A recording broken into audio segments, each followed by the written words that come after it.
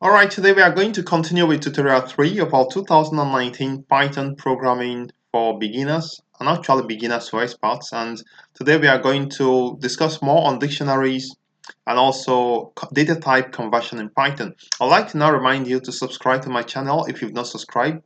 In that case, you kind of motivate me to continue making these lessons, and also you get notified when I make new lessons, and you get to try it in time. And let me know if you have any challenges by leaving a comment below this video. So if you look below this video, there is a subscribe button there. Click on it so you get you subscribe, and also beside the subscription button there is a notify button. Click on it as well so you get notifications when new lessons are made. Alright, I've discussed the difference between a list and a tuple in Python. I've also discussed dictionaries in Python. And now, when may you need to use a dictionary? And a dictionary might be needed when you need to store two items, let's say a name and let's say the days of the week might be assigned integer values for each of the day, like I've done it here. So we can have 1 for Monday, 2 for Tuesday, 3 for Wednesday, 4 for Thursday, and so on. So I'd like to give you an assignment. Do the same thing. Create a dictionary for the months in the year. 1 for January, 2 for February, 3 for March, and so on, all the way to the end. And make sure you know how to print it out using the print statement. It's just print and then date 1, and that's all. So now if I run it, it prints out everything. Run, it prints out everything. You can see it's printed out, right? So now how do you access individual elements in it? You use the same way you access individual elements in arrays, in lists or tuples. Actually, arrays are the same as lists, only that Python decided to call it lists instead of arrays. It's the same as arrays in other programming languages.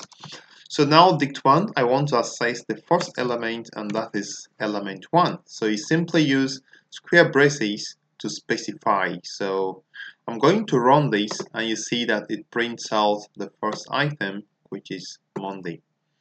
So the same way, if you specify 2, it prints out, just a second, dict,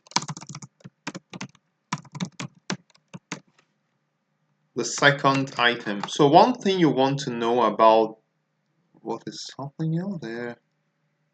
Okay, there's error. So one thing you want to know about, wait, just, okay, this should go.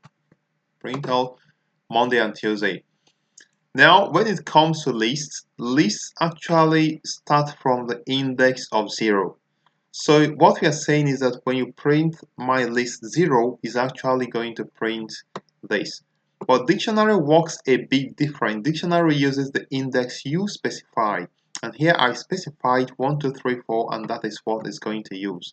So if I make an attempt to print, let's see what happens if I try to print this item of 0, and then we receive an error that the item is not there. It says key error because it's not there.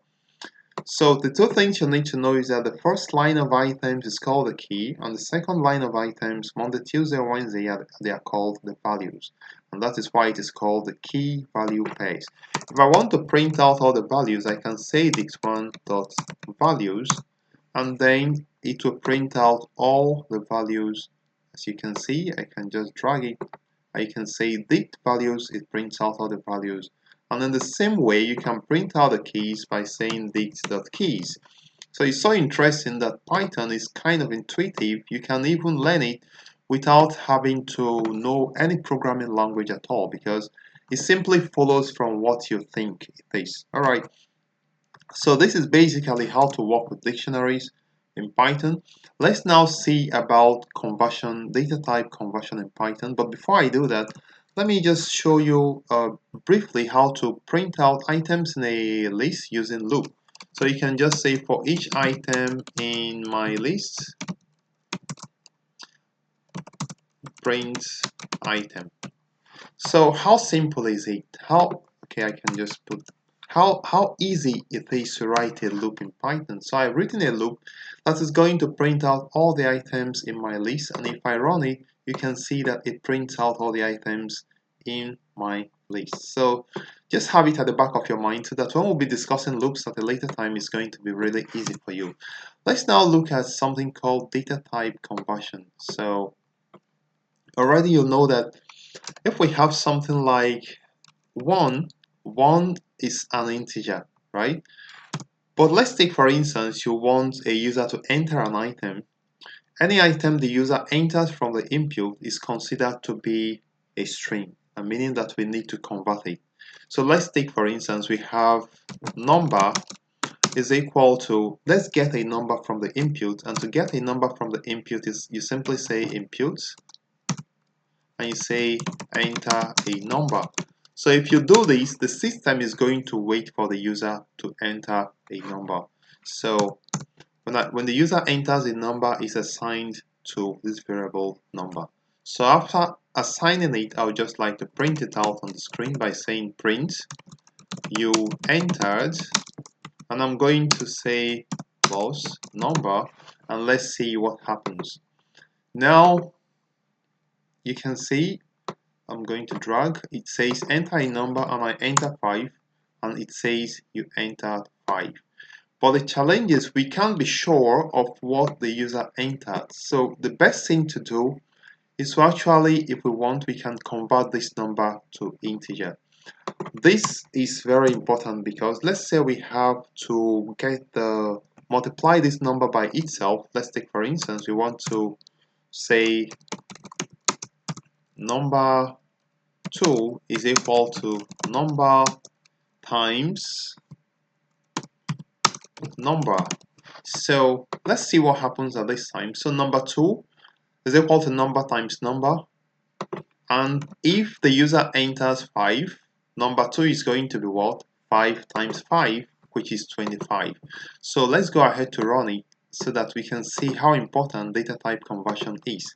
The user enters 5 and then it gives us an error. So what is the problem? The problem is that when the user enters a number in the input, the system sees it as a string. So whatever the user enters is entered as a string. So before you can use this number to work, you need to convert it to an integer.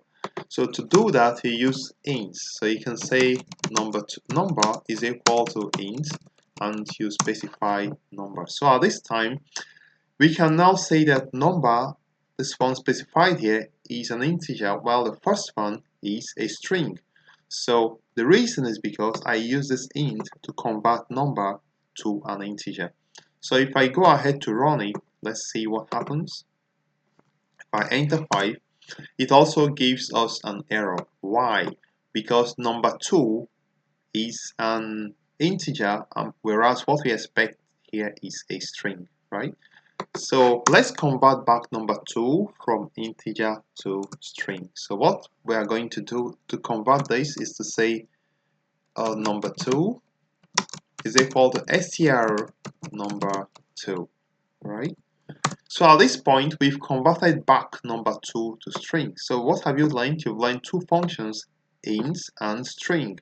Int converts a text from string to integer, while str converts a number to a string. So if I run it now, what is going to happen is that the first time the line runs, it says enter a number, I enter a number, and it says you entered 25 because it first converted this 5 to integer, did a calculation, and then converted back to integer. Now, there are other functions you may need to know. For instance, you want to convert it to a float, you can use float. It also converts it to a float. So let's try to see the difference. I don't really expect much difference, but let's just see how it works. I'm going to click on this run, and I'm going to this time enter a float value, so you can see it's actually working with a float value. We also have long. Let me drag this to make some space. We also have long. Long is more like a float but has more precision or more data storage space.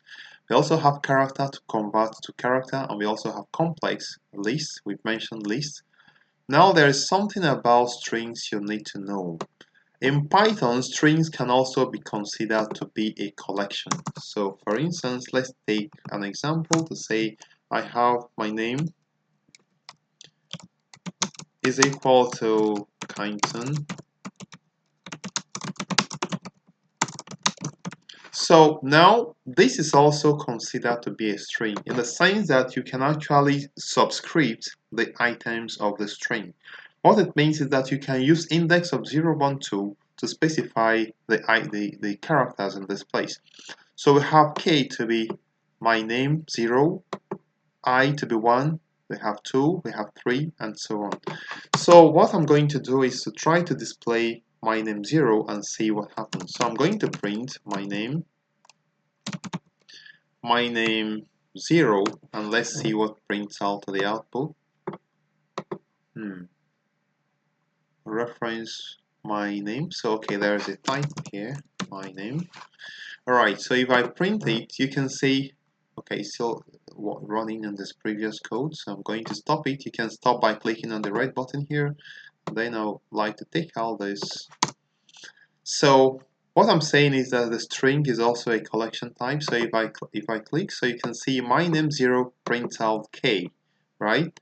The same thing goes with my name 4. It prints out 0, 1, 2, 3, 4. So I expect it to print S at this time. Now you can print out a range of items by just saying if I want to print out from 0 to 4, let's see what happens at this time. It prints out 0 to 4. You have 0, 1, 2, 3, 4. Now make sure you understand this. 4 is not inclusive, so it actually prints 3 items, 0, 1, 2, 3. So you can see 4 items are printed. So the last item in the specified there is not inclusive, right? Good. So it's something you need to know is one difference between Python and other programming languages. So let's go back to C. We've covered everything we need to know about data types and conversion in Python. And then we continue in the next tutorial where we are going to look at conditional statements in Python. I'd like to thank you for learning. Thank you for viewing. Also remember to subscribe to my channel if you've not done so.